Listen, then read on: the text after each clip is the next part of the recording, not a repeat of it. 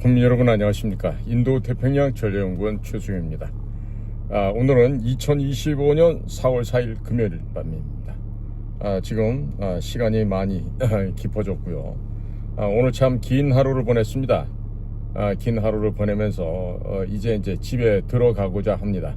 네, 집에 들어가기 전에 일단 오늘 하루를 정리하면서 오늘의 이슈가 됐던 윤석열 대통령에 대한 탄핵의 인용사건과 그리고 제가 겪었던 금일의 재판 결과에 대해서 국민 여러분들과 함께 공유를 하고자 합니다. 우선 오전 10시 반부터 시작된 저의 두 명의 국가정보원장 김규현과 이종찬이 고발한 사건에 대한 재판부터 보고를 드리겠습니다.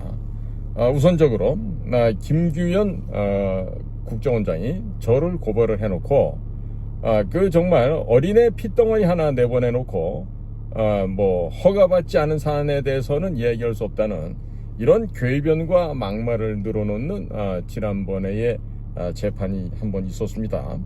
그래서 오늘은 서면을 통해서 정식적으로 고발인이었던 김규현 씨를 증인 신청을 하였습니다. 그리고 고발인이 이 재판에 출석이 불가능하다면 이런 재판은 각하시켜달라는 얘기도 역시 덧붙였습니다. 지난번에도 재판장에게 얘기를 했습니다만은 고발인 김규현의 개인 주소를 모르기 때문에 증인 출석 요구서를 보낼 수 없다는 이런 정말 허무맹랑한 소리를 법원으로부터 들었습니다. 해서 고발인 김규현이 고발 당시 국가정보원장에 재직했던 자로서 당연히 국정원에서 김규현의 집 주소를 알고 있겠죠. 전화번호는 물론 알고 있을 겁니다. 자, 따라서 고발인인 김규현을 증인으로 정식으로 신청을 했습니다. 그리고 제가 유튜브를 하면서 김규현 씨에 대해서 평가를 했던 것은 왜 문재인이 국가기밀이 담겨있는 USB를 북의 테러범 국제범죄조직의 수장인 김정은에게 건네주지 않았겠습니까? 그런데 이에 대한 수사를 하지 않았습니다. 착수 지시조차도 하지 않았습니다. 이미 이것은 제가 2011년도에 국정원을 그만뒀으니까 이미 제가 업무 중에 지득한 내용이 아니죠. 그리고 서훈이라는 자가 국정원장으로 와서 이 비밀 취급 인가증도 없는 민간인들에게 국정원 서버를 다 열어줬습니다. 이런 일로 인해서 한변이라는 단체가 있죠. 한반도 인권과 통일을 위한 변호사 모임이 있는데, 자, 그곳에서 서훈을 국정원법 위반으로 고발을 했습니다만은, 자, 이에 대해서는 검찰이 수사를 하지 않았습니다. 자, 이것은 문재인 정권 하에서 했다 하더라도, 자, 이후에 윤석열 정권으로 바뀐 이후에도 김규현 씨가 국정원장이 됐는데 이런 국가 반역 저질스러운 행동들에 대해서 조사를 않는다? 이거는 철저한 직무유기에 해당이 됩니다. 자, 그러한 행동을 통해서 국정원의 모든 비밀이 국내 좌익단체로 넘어갔습니다. 자, 따라서 국정원에는 이제 비밀이라는 것이 남아있지 않습니다. 적들이 다 알고 있는데 적들이 알고 있는 것이 무슨 비밀이 될 수 있겠습니까?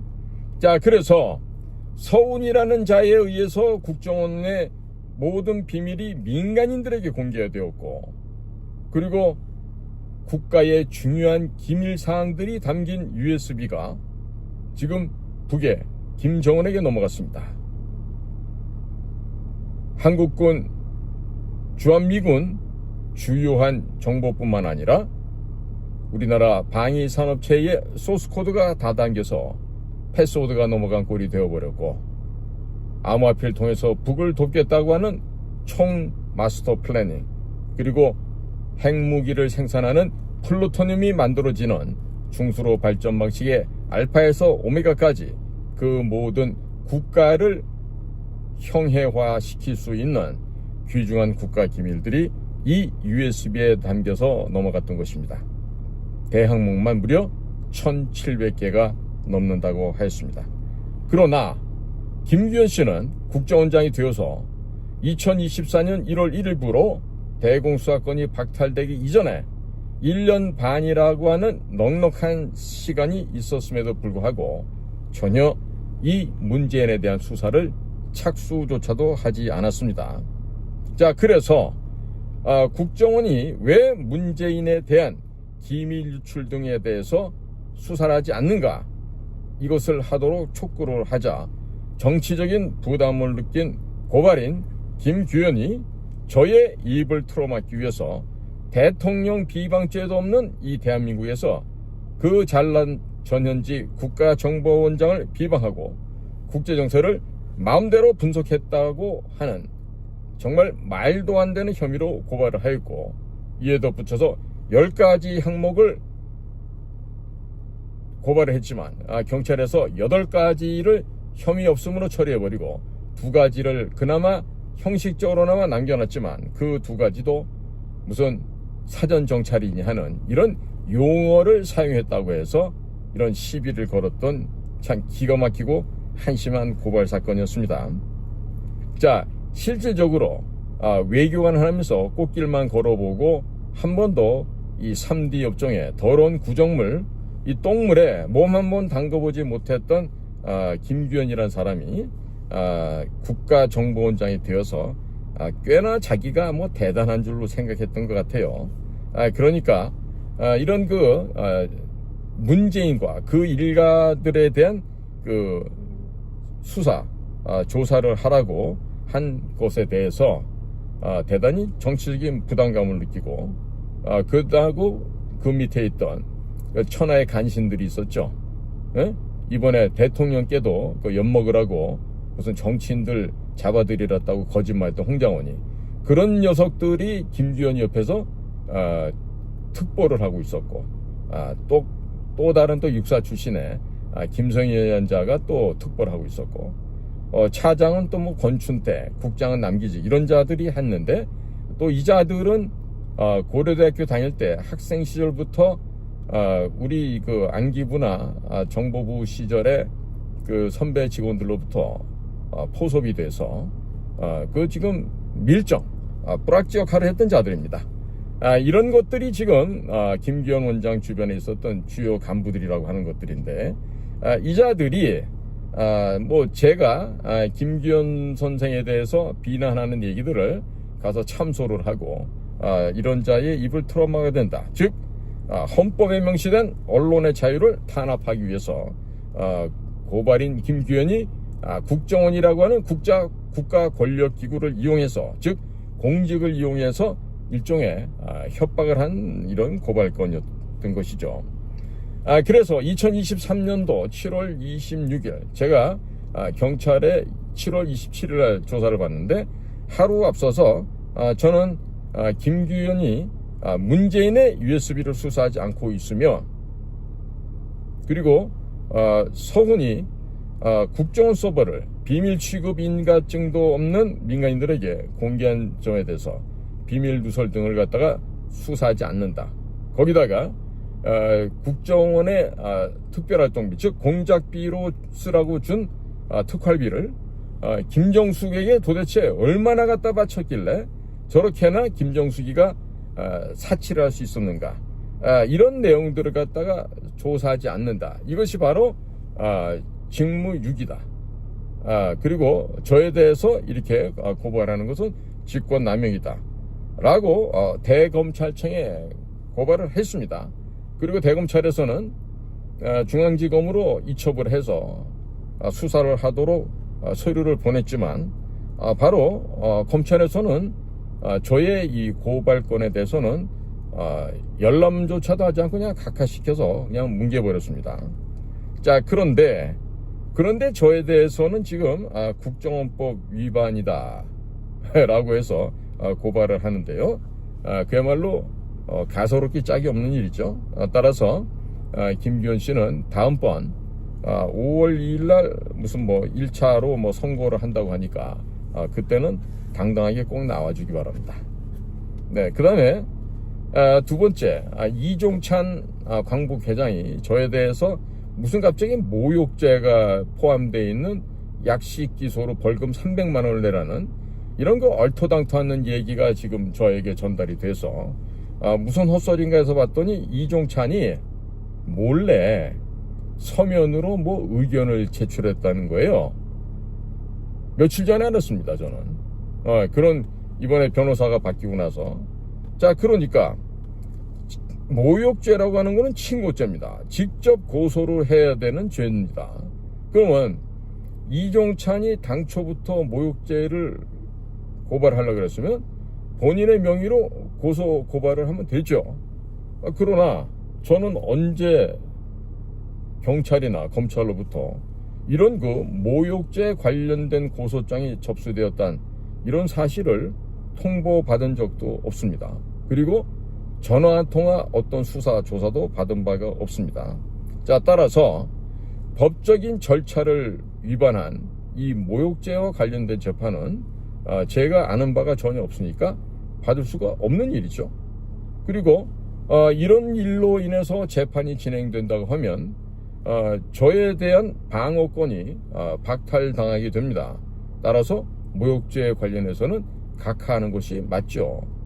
소위 말해서 그 시비를 걸 만한 거리조차도 안 되는 것입니다.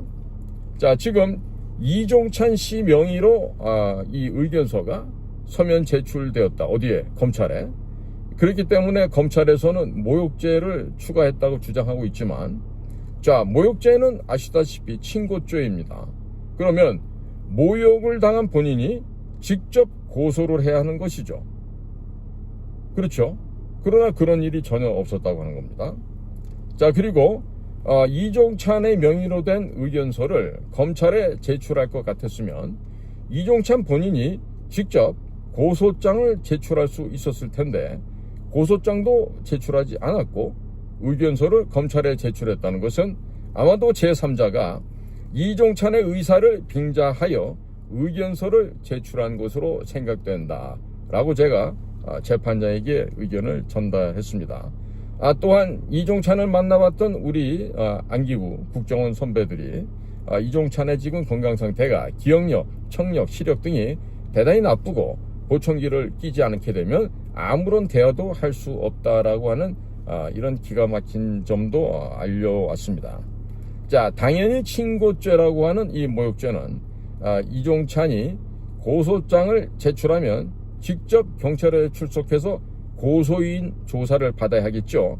자, 이것 또한 부담스러우니까 제3자가 편법을 사용한 것으로 보여집니다. 따라서 수사 당국이 지금 법적 절차를 위반했고 사건 자체가 성립되지 않기 때문에 저에 대해서는 제가 전혀 알지도 모르는 그런 내용들에 대해서 재판을 받을 수가 없는 것입니다. 즉 제가 전혀 알지도 못하는 모욕죄 관련 재판이 진행된다고 하면 이것은 피고인 최수용에 대한 방어권이 훼손이 되죠. 그리고 헌법상 과잉금지의 원칙과 헌법 정신이 훼손될 수밖에 없습니다. 그러니 수사당국의 불법적인 사건 처리를 당연히 사법기관에서는 막아주고 또 모욕죄에 관련된 사건은 각하하는 것이 맞겠다는 주장을 한 것입니다. 자, 이종찬은 전직 국회의원 4번 국정원장까지 역임했던 자로 변호사를 사서 모욕죄와 관련된 고소장을 접수할 수 있는 충분한 재력과 능력이 있는 자입니다. 자, 그리고 누구보다도 법적 절차에 대해서 잘 알고 이해하며 법적 질서를 잘 지켜야 할 의무가 있는 사회 지도층이 본인의 명예가 훼손되었다면 직접 변호사를 사서 모욕죄로 고소할 수 있었을 것입니다. 자, 그럼에도 불구하고 모욕죄로 고소장을 접수하지 않았다는 것은 본인에게는 고소할 의사가 없었다는 의미가 되겠죠. 자, 본인이 고소장을 직접 제출하지도 않았고 피고 최수용은 모욕죄와 관련된 고소장이 접수된 줄도 모르고 있었고 경찰이나 검찰은 모욕죄에 관련된 어떠한 통지나 수사받으러 나오라는 전화 한 통도 없었습니다. 고소장이 접수도 되지 않았고 피고소인이 모욕죄 관련해서 수사도 받지 않았는데 이와 관련해서 재판을 받는다면 그 안에 어떤 내용이 들어있는지 알 수조차도 없고 당연히 최수용에 대한 방어권이 박탈당하게 되는 것입니다.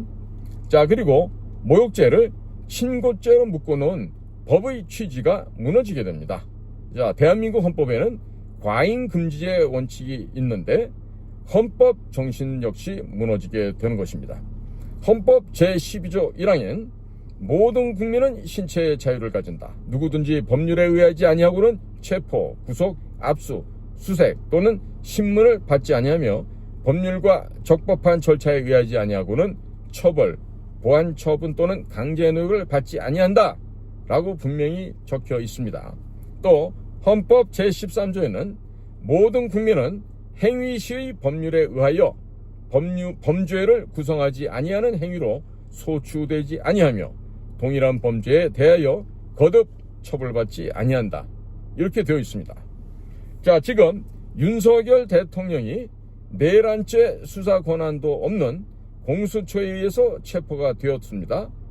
그리고 그 무도한 법적 절차를 무시한 것들이 결국 드러나서 구속이 취소되는 해프닝도 벌어진 바 있었죠. 자, 윤석열 대통령의 구속 취소 사건을 통해서 수사당국은 본인의 정치적인 입장에 따라 특정 인물을 의도적으로 구속할 목적으로 만들어 놓은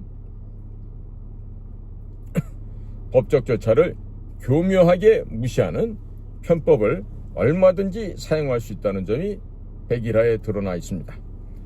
자, 헌법에서 법적 절차를 만들어 놓은 것은 수사당국의 횡포로부터 주권자인 국민을 보호하기 위함입니다. 현재 검찰은 모욕죄 관련된 고소장이 접수도 안 되었고 피고소인은 수사도 받지 않았고 전혀 알지도 못하는 내용을 바탕으로 기소를 하였기에 이것은 모두 불법입니다. 국정원 선배들이 이종찬을 만나서 선처를 호소해 본 적이 있었는데 이종찬은 자기 밑에 애들이 한 일이다. 내 아들이 한 일이다. 나는 잘 모르는 일이다 라고 말했다고 합니다. 1936년생인 이종찬은 현재 89세로 기억력, 청력, 시력 등 전체적인 건강 상태가 좋지 않은 것으로 이종찬을 접촉했던 분들은 말씀을 해주고 있습니다. 자, 직접 고소할 마음이 있었다면 변호사를 사서 모욕죄로 피고 최수용을 고소할 능력과 재력을 모두 갖춘 이종찬인데 직접 경찰에 모욕죄로 고소장을 접수시키지 않았다는 것은 국정원 선배들 말씀대로 이번 사건에 대해 본인 이종찬은 아무런 관심이 없을 가능성도 있다고 보여집니다. 많은 경찰들은 또 다른 얘기를 합니다. 직접 저를 꼭 처벌해달라고 신신당부를 했다 그럽니다. 자, 그렇다면 제3자가 이종찬의 의사로 위장해서 이종찬 명의로 의견서를 제출했을까요? 아니면 본인이 끝끝내 저를 벌을 줘야 된다고 고집을 부려서 이런 일이 벌어졌을까요? 아무래도 두 가지의 가능성이 다 있습니다. 자, 지금 만약에 이종찬이 직접 모욕죄로 경찰에 고소장을 제출하게 될 경우 이종찬 본인이 직접 경찰에 출석해서 경찰로부터 수사, 조사를 받아야 합니다.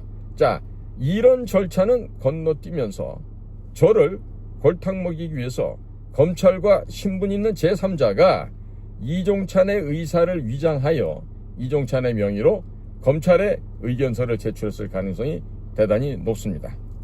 이종찬은 윤석열 대통령의 멘토로 알려진 인물이고 그의 아들 이철우 교수는 윤석열 대통령과 서울대 법과대학 동기로 알려져 있는데 이번에 알려진 대로 제가 확인을 해봤더니 법대를 다니긴 다녔는데 외교관 자녀로 특례 입학을 해서 정원 외로 다녔다고 그럽니다. 통상적으로 서울대학교에 그런 국정원, 중앙정보부의 아버지를 두고 있는 애들이 다녀와서 지들도 외교관 자녀라고 특례로 들어온 경우가 있는데 거의 10중 8구 수업을 따라가기가 버거운 정도의 실력들이죠. 그 동기라고 하는 79학번 법대생들의 이야기 들어봐도 이철우 씨는 상당히 실력이 낙후되어 있는 그런 서울법대생으로서는 자격 미달인 인물로 그 동창들이 다 기억하고 있습니다. 자, 따라서 이번에 이종찬과 그의 가족들은 검찰에 충분히 압력을 넣어서 편법을 사용할 수 있는 위치에 있는 자들입니다. 자, 따라서 이런 법적인 절차를 위반한 모욕죄가 과연 재판을 받을 만한 일이겠습니까? 아니죠. 당연히 각하되어야 하겠습니다. 오늘 이와 같은 얘기를 제가 재판정에서 판사에게 얘기했더니 판사 역시 검사에게 어떻게 된 일인지 다시 한번 재차 확인하라는 지시를 내렸습니다. 자, 그리고 다음번에 그 5월 2일 날 재판이 이제 뭐 1차 선고를 하겠다고 했는데요. 그래서 저를 고발한 그 이종찬과 또 그 밑에 있는 고발인 황원섭이라는 자가 있어요. 그 두 사람을 다음번에는 꼭 증인으로 출석해 줄 것을 신청했습니다. 자, 이 고발인 황원섭은 우당 문화재단에서 이사로 있는 자이고요. 이종찬은 그 우당 문화재단의 이사장이 됩니다. 자, 그런데 제가 이분들을 왜 출석하라냐면요. 당신 집안의 역사를 갖다가 폄훼했다. 이렇게 얘기를 해요.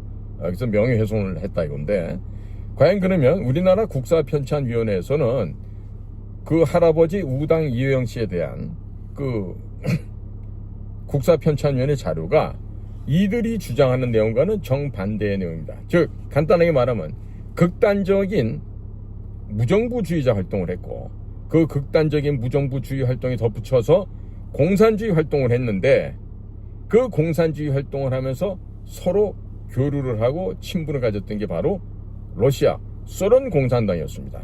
자, 그러면 그 이념적으로 사상적으로 우리나라의 홍익인관 제세이와 이와 같은 그 경천 애인의 사상이 없는 그와 같은 속에서 이념적으로 무정부주의, 아나키즘, 그리고 공산주의, 커뮤니즘 이런 데 심취해서 활동을 한 사람을 과연 우리나라의 독립운동가로 지정할 수 있습니까? 그러면 이런 것을 지금 기재해 놓은 대한민국의 국사편찬위원회 데이터베이스는 거짓말을 한 것입니까? 지금 거기에 자료를 볼 것 같으면요, 1924년에는 북경에서 제중조선인 무정부주의자 연맹을 만들었고 계속해서 무정부주의 활동 투쟁을 해오다가 1928년에는 상해로 내려와서 제중조선인 무정부 공산주의자 연맹을 만듭니다. 자, 그러면서 완전히 공산주의 세상을 건설하기 위해서 정말 죽음까지 불사하고 노력했던 인물로 평가를 하고 있는 것입니다. 자, 저는 국가정보원에서 20년간 근무하다가 퇴직했던 사람으로서 북한과 중국을 주요 무대로 활동해왔던 사람입니다. 따라서 공산주의자들의 위장전술, 통일전선 전술에 대해서는 그 누구보다도 정확하게 파악을 하고 있습니다. 이종찬의 할아버지 우당 이회영은 공산주의 운동을 한 극단적인 무정부주의 운동을 했던 사람으로서 자유 대한민국의 독립과는 아무런 상관이 없는 인물로 파악을 하게 됩니다. 자, 이런 내용을 제가 유튜브 방송에서 폭로를 하니까 본인들의 실체가 드러날 것을 우려한 것으로 보여집니다. 따라서 우당 교육문화재단의 황원섭이란 자가 명예훼손을 빙자해서 입을 틀어막기 위해서 고발장을 제출하였던 것입니다.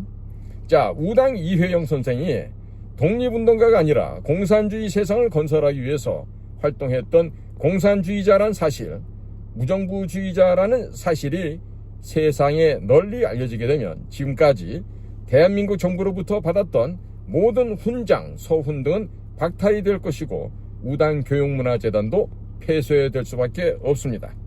우당 교육문화재단의 이사장 이종찬은 이회영 선생이 대단한 독립운동가라고 국민들을 지난 수십 년 동안 속여왔으며 그로 인하여 연좌제를 피해서 육군사관학교에 입학할 수 있었고 중앙정보부에 입부하여 중앙정보에서도 근무를 했고, 이후에는 11.6 이후에 민정당 창당 작업에 참여를 하면서 전두환 대통령으로부터 환심을 샀다 그럴까요? 좌우전에 믿음을 사서 국회의원 등에 출마하여 국회의원을 4번이나 가능하게 했던 것입니다. 이와 같은 내용과 진실이 전 국민들에게 알려지게 되면 윤석열 대통령의 멘토로 알려주었던 이종찬과 그의 인척들이 전 국민적인 비난을 당하게 됩니다. 따라서 모든 명예, 재산 등을 박탈당할 수 있게 됩니다.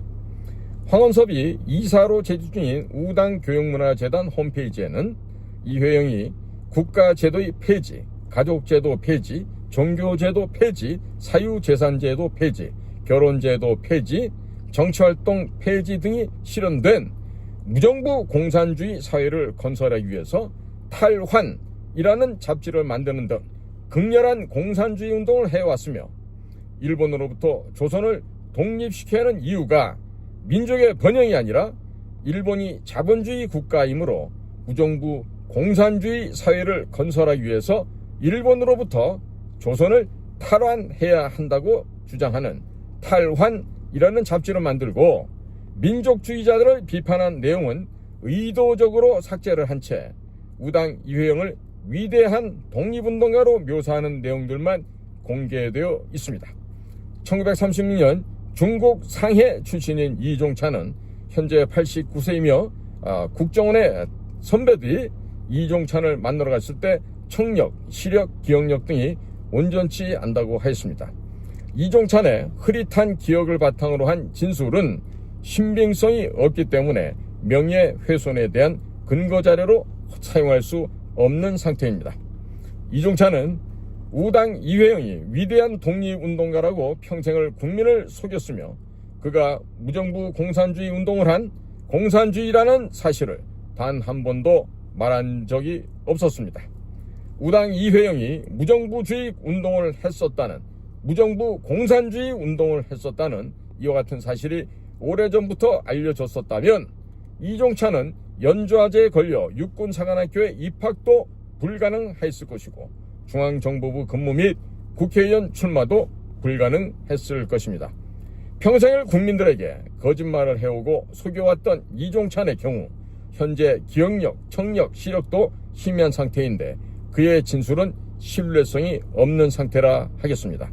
따라서 신뢰성이 담보되지 않는 이종찬의 기억에 의존한 고발인 황원섭의 명예훼손 고발 또한 진실성, 신뢰성이 담보되지 않고 있기 때문에 황원섭과 이종찬은 당연히 증인으로 출두해만 하겠습니다. 황원섭은 우당교육문화재단 이사를 하면서 홈페이지에 이회영의 무정부 공산주의 운동 사실은 홈페이지에서 쏙 빼어놓고 공개하는 등 국민들을 그동안 기만해 왔습니다. 국사편찬위원회에 공개된 자료도 의도적으로 삭제하고 공개하는 등 국민들을 기만해 왔습니다. 지난 수십 년 동안 국민들을 속여서 각종 훈장, 정부 지원금, 후원금, 명예 등등을 누리다가 진실이 탄로날까봐 진실을 외치는 저 피고인 최수영에 대해서 입을 막기 위하여 명예훼손으로 고발을 한 것입니다. 따라서 황원섭과 이종찬은 증인으로 반드시 법정에 출두하여 진실을 가려줘야 할 것입니다. 피고 최수영이 개인인 이종찬을 비판한 것이 아닙니다. 국정원장과 그리고 국회의원, 오늘날 광복회장까지 현재 현직에 있는 이런 정치인인 이종찬이 끊임없이 대한민국의 건국이 1948년 8월 15일이 아니라 1919년 3.1운동 후에 임시정부라고 주장을 하면서 대한민국의 정통성을 부정해 왔습니다. 그리고 건국 대통령인 이승만 대통령 기념관을 괴물 기념관 등으로 모욕을 하였기 때문에 정치인에 대한, 공인에 대한 비판을 한 것에 불과한 것입니다.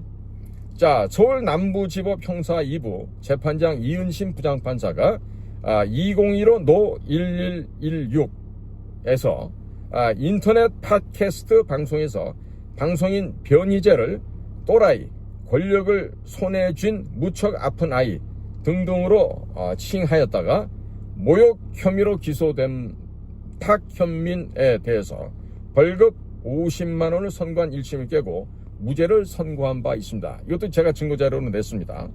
자, 기사 중에 발췌 내용이 이렇습니다. 재판부는 변희재죠. 변씨와 같이 정치적, 사회적 논의에 적극적으로 참여하면서 관점이 다른 사람을 비판하거나 비판을 받는 위치에 있는 사람은 일종의 공인으로서 비판에 수반하는 다소의 경멸적 표현을 어느 정도 감내해야 한다. 이어서 탁현민은 언론의 보도에 기초해 보수대연합이 부적절한 이유로 식사비를 내지 않고 음식점 주인을 종북이라고 비난한 것으로 인식하고 이를 비판하기 위해 해당 발언을 한 것으로 볼 여지가 있어 위법성이 조각되므로 1심 판결을 파기하고 무죄를 선고한다 라고 설명한 바 있습니다.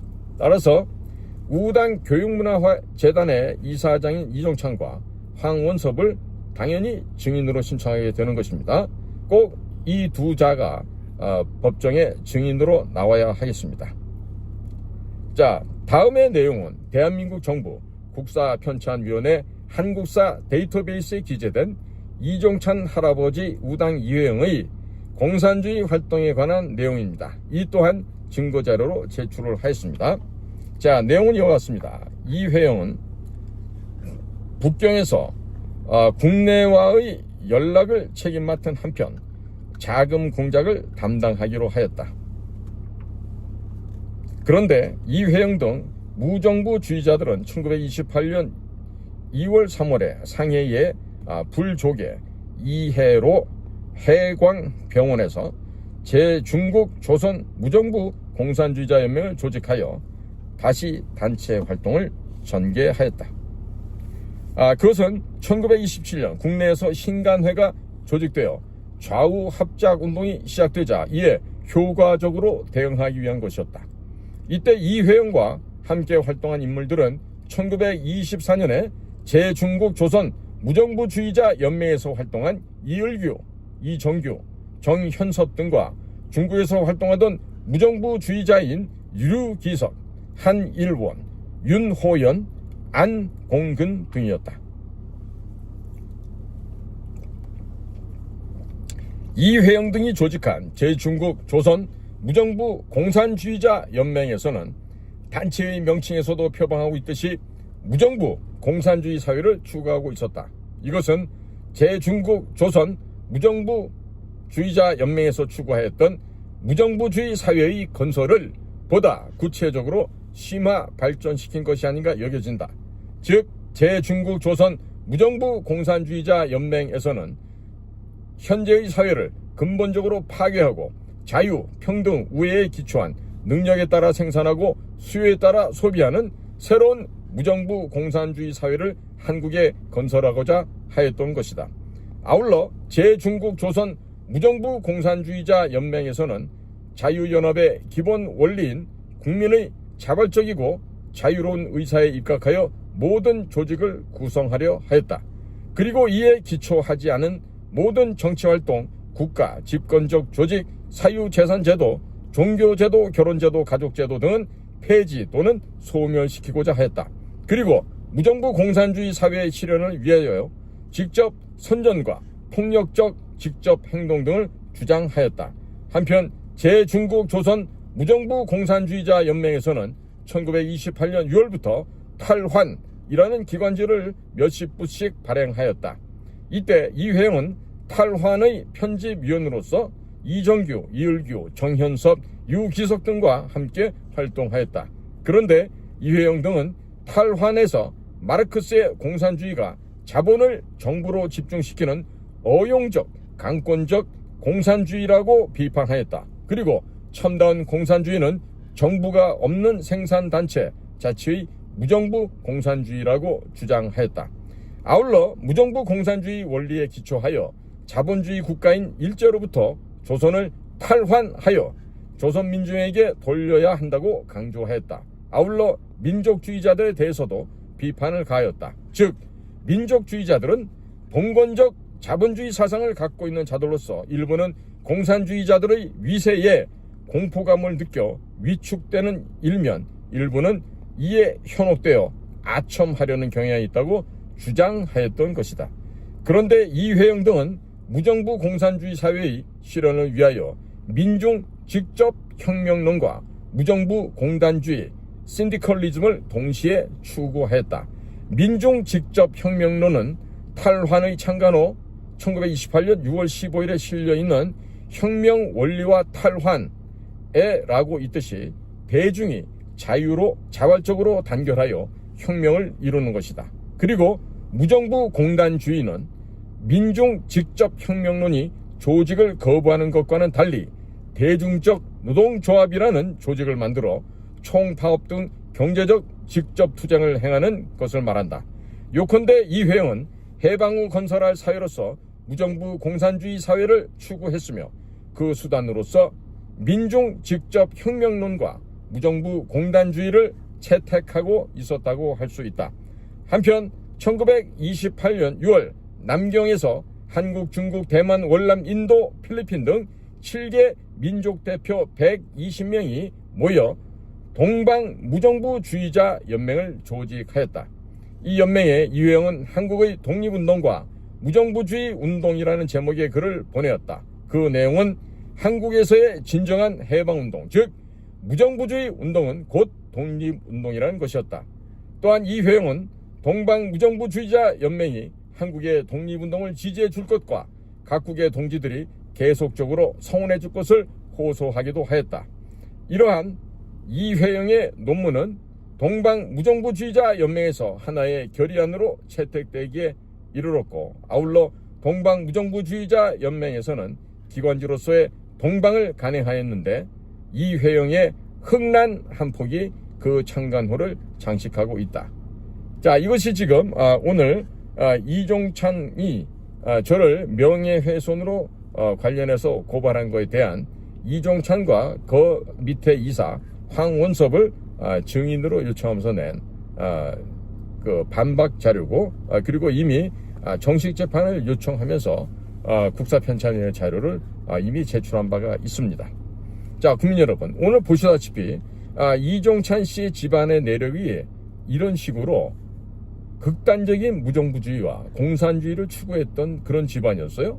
그러면 이런 것들이 당시 50년대 6.25 전쟁 직후니까 혼란스럽겠죠. 정확하게 밝혀지지도 않았겠고, 그러면 당연히 이와 같은 내용들이 제대로 반영이 안 됐기 때문에 육사도 갖고 중앙정보부도 올 수 있지 않았겠느냐. 이런 내용들이 당시에 다 확인됐더라면 이종찬 씨는 절대로 육군사관학교도 입교할 수 없었고 중앙정보부 같은 데 감히 올 수가 없었던 것이죠. 더더군다나 그 빈약한 체구를 가지고 뛰지도 못하고 공수훈련도 못 받는 그런 그 열악한 신체 조건을 가지고 우리 정말 문무를 겸비한 이 중앙정보부 요원이 된다는 것은 말 같지도 않은 얘기죠.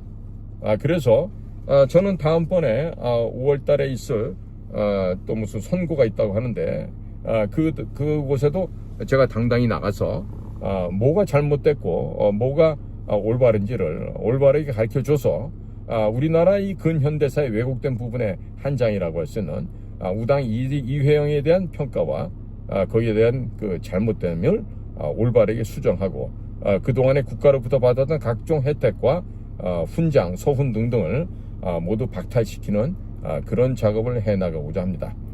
국민 여러분께서도 많은 관심을 가져주시고 반드시 대한민국의 역사가 올바로 정립될 수 있도록 다 함께 힘을 모아주시면 대단히 감사하겠습니다. 반드시 1심에서 이상한 잘못된 결정이 나면 다시 2심, 3심까지 제가 청구를 해서 반드시 대한민국의 현대사를 바로잡는 일을 해나가도록 하겠습니다. 자, 오늘도 저희 방송을 경청해 주셔서 대단히 감사합니다. 지금 오늘 있었던 헌법재판소 결정은 제가 곧 이어서 또 추가로 방송을 촬영하도록 하겠습니다. 감사합니다.